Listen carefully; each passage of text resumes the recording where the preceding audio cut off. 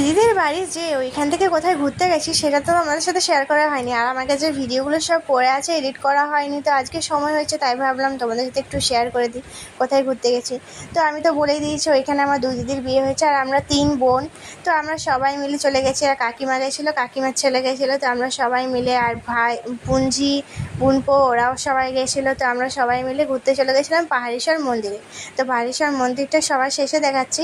আর ওইখানে আছে মামা ভাগ্নে পাহাড়। তো মামা ভাগ্নে পাহাড় আগেও দেখেছি, তো সেই জন্য আর গেলাম না, কারণ কি আমাদের অনেক অনেক দেরি হয়ে গেছিলো, প্রায় বেরোতে 5:30 বেজে গেছিলো। তো তাই ভাবলাম পাহাড়েশ্বরের যে পার্কটা আছে ওইখানেই ঢুকি। তো আজকে সেদিনটাতে আর কি এত ভিড় ছিল কিছু বলার নেই, কোনো জায়গা ফাঁকা নেই, সব জায়গাতে এত ভিড়, লোকজন জমজমাট করছে আর কি। তোমরা তো দেখে বুঝতেই পারছো যে কত ভিড়। তো যাই হোক, তারপর আমরা ওইখানে ঘুরে নিচ্ছিলাম।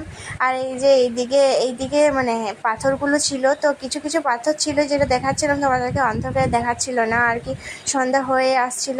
আর এইখানে আমরা একটু মজা করছিলাম আমি আর দিদি, যে দেখলাম একটা ফাঁকা আছে, কিন্তু এইখানে কিছু ধরার ছিল না। আর আমি ভয়ে বলছি না আমি নামবো, আমি চাপতে পারবো না, আমি তুলতে পারবো না আর কি।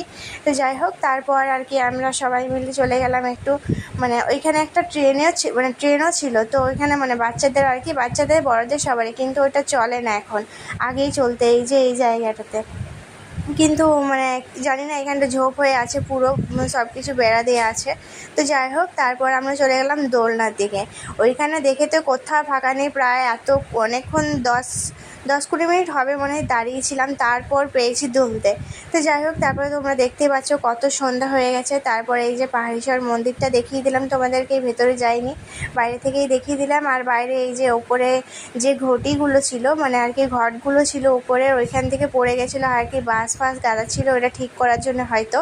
তারপরে এই যে এইদিকে অন্ধকার হয়ে গেছিলো, এই দিকটাতেই যেতে হয় পাহাড়েশ্বর মন্দিরে, ঠিক রাতের বেলায় দেখা যাচ্ছে না। তো এখানে একটা মন্দির ছিল, তো তাই ভাবলাম আমরা যাই ওখানে মন্দিরটা দেখে আসি। তো এখানে কালী মন্দিরও ছিল, আর একটা কি মন্দির ছিল ঠিক মনে পড়ছে না। তারপর আমরা খাওয়া দাওয়া করে নিয়েছিলাম ওইখানে। তোমাদের যদি ভিডিওটা ভালো লেগে থাকে লাইক কমেন্ট করে দিও। তো আজকের মতো টাটা।